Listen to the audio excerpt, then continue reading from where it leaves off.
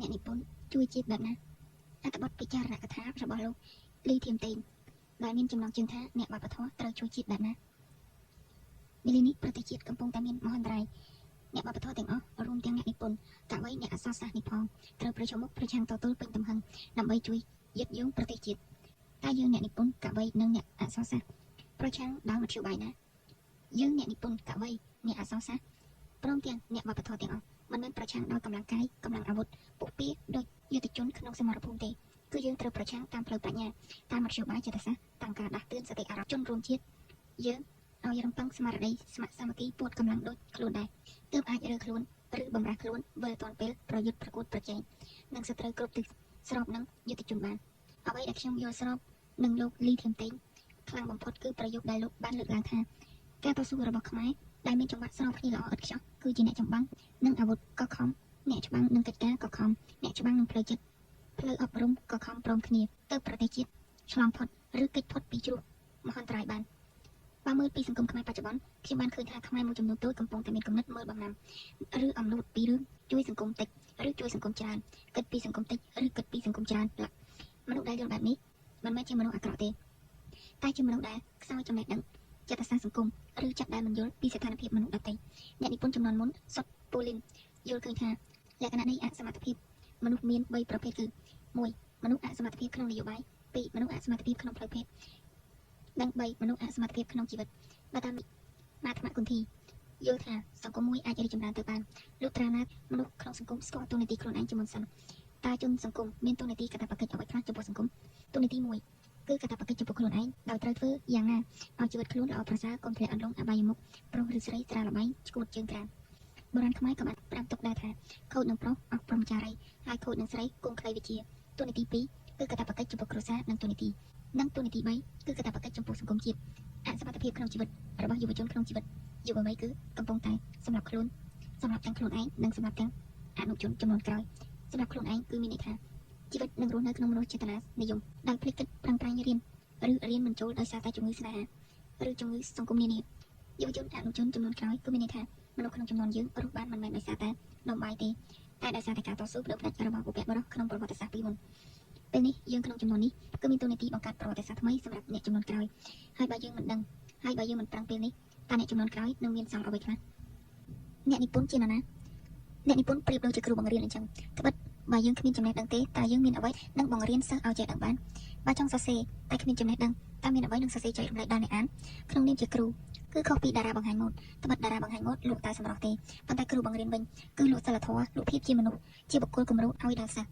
ចរិតអ្នកចេះដឹងពិតប្រាកដគឺគ្មានលក្ខណៈជាមនុស្សដែលសម្ញែងចំណេះដឹងសម្ញែងឋានៈឬអួតអាងខ្លួនដោយតារាបង្ហាញម៉ូដសម្ញែងសេចក្ដីឡើយ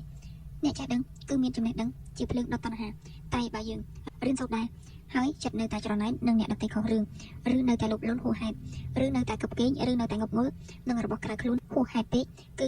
មិនហៅថាអ្នកចេះដឹងពិតប្រាកដឡើយយើងអាចបោះចំណេះដឹងរបស់យើងថាពិតឬคล้ายៗជាមួយនឹងជីវិតរស់នៅប្រចាំថ្ងៃបើយកចំណេះដឹងដែលយើងមានមកបោះនឹងសេចក្តីសុខដែលយើងមានហើយឃើញថាយើងរស់នៅមិនសូវសុខទេជាមនុស្សបានតែត្រូវស្ដីកុហកខ្លួនឯងញឹកញាប់គឺមានន័យថាយើងត្រូវប្រឹងរៀនសូត្រថែមទៀតផ្ទុយទៅវិញបើយើងរស់នៅមានសេចក្តីសុខហើ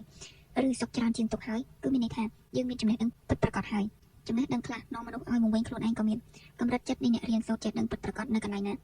ភាពស្ងប់ស្ងាត់ជាមិត្តរបស់អ្នកចេះដឹងហើយបើចេញក្នុងសង្គមក៏ចេញព្រោះតែមានកិច្ចការត្រូវបំពេញក្នុងបុព្វហេតុរួមណាមួយដែរប្រៀបដូចជាព្រះពុទ្ធមានចិត្តប្រោសសត្វលោកអញ្ចឹងដែរបើឲ្យជាប់ជំពាក់នឹងលោកធម៌ឬលោកសម្ភារៈគឺមិនអាចទេពីព្រោះកម្រិតចិត្តដែលមានចំណេះដឹងពិតប្រាកដវាបាននាំបុគ្គលអ្នកចេះដឹងឲ្យរស់នៅផុតពីចិត្តមនុស្សធម្មតានិងមិនវង្វេងនឹងលោកធម៌ឡើយខ្ញុំឃើញមនុស្សចាស់ម្នាក់ដែលនៅសល់ត្រឹមដង្ហើមចុងក្រោយសល់ត្រឹមដង្ហើមចង្រិតប្រឹងដកដង្ហើមបណ្ដាកាន់ខ្សែកមាសបណ្ដាខ្ញុំមើលឃើញបែបនេះមានចិត្តសង្វេគជាពន់ពេករក្សាជីវិតខ្លួនស្ទើរតែមិនបានទៅហើយតែនៅឡើយអាឡ័យទ្របក្រៅខ្លួនទៀតត្រឡប់មកប្រធានបទអំពីចិត្តអ្នកនិពន្ធវិញតែចិត្តយើងនៅកន្លែងណាសរសេរដើម្បីអ្វីហើយអ្វីជាគោលដៅនៃការកាន់បិចការរៀនសូត្រការសិក្សាស្រាវជ្រាវនិងការសង្កេតសង្គមគឺសំខាន់ខ្លាំងណាស់ហើយអ្វីដែលសំខាន់មុនគេគឺរៀនក្បួនសរសេរអាចសូត្របានតែគំនិតទស្សនៈនិងចំណេះដឹងដើម្បីសរសេរគឺត្រូវប្រឹងអានប្រឹងស្រាវជ្រាវនិងប្រឹងគិតឲ្យបានច្រើននេះព្រឹកមួយខ្ញុំអង្គុយជជែកជាមួយជនជាតិស្បែកសពីរនាក់ប្តីប្រពន្ធដែលជាសាស្ត្រាចារ្យនៅសហរដ្ឋអាមេរិកស្ត្រីជាប្រពន្ធសួរខ្ញុំថាតើអ្នករៀនសរសេរមកពីណា ខ្ញុំតបថាអានសៀវភៅព្រោះក្បួនសរសេរតែងមានបង្កប់នៅក្នុងសៀវភៅដែលខ្ញុំអានខ្ញុំស្រាវជ្រាវព្រោះគំនិតទាំងអស់វាតែងមានខុសមានត្រូវមានល្អមានអាក្រក់តែអ្វីដែលសំខាន់គឺខ្ញុំចេះរើសគំនិតដែលត្រូវកលៈទេសៈសង្គម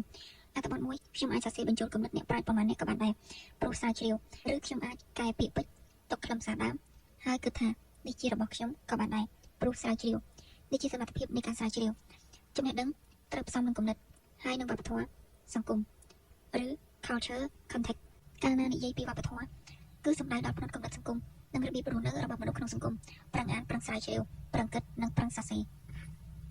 ក្នុងនាមជាអ្នកនិពន្ធក្រៅតែពីធ្វើខ្លួនជាមនុស្សចិត្តទូលាយនិងគំនិតទូលាយហើយគឺត្រូវមានភាពជាគំរូក្នុងន័យវិជ្ជមានដល់យុវជនចំនួនក្រោយធ្វើការរួមគ្នាតែមិនមែនធ្វើការប្រកួតប្រជែងគ្នាឡើយបន្ថែមពីនេះគឺកុំបណ្ដោយខ្លួនឲ្យធ្លាក់ក្នុងរណ្ដៅជ្រុលនិយមដែលនាំឲ្យយើងមើលឃើញសង្គមខ្មែរងងឹតពេកឬភ្លឺចែងចាំងពេក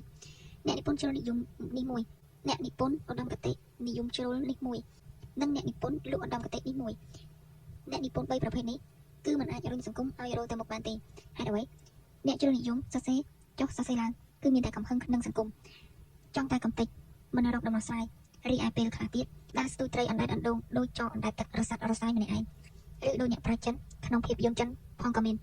អ្នកនិពន្ធឧត្តមគតិនិយមជ្រុលគឺចង់បានអ្វីៗល្អឥតខ្ចោះពេក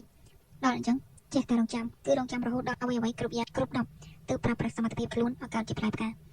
ចុងក្រោយអ្នកនិពន្ធលោកឧត្តមគតិគឺជាមនុស្សគេប្រើគេឲ្យប្រយោជន៍ឬពេលខ្លះគេលើកផុតរហូតដល់ចង់ធ្វើអ្វីក៏ធ្វើមិនកើតអធិស្ឋានផងអត្ថបទនេះខ្ញុំគ្មានចេតនាអ្វីផ្សេង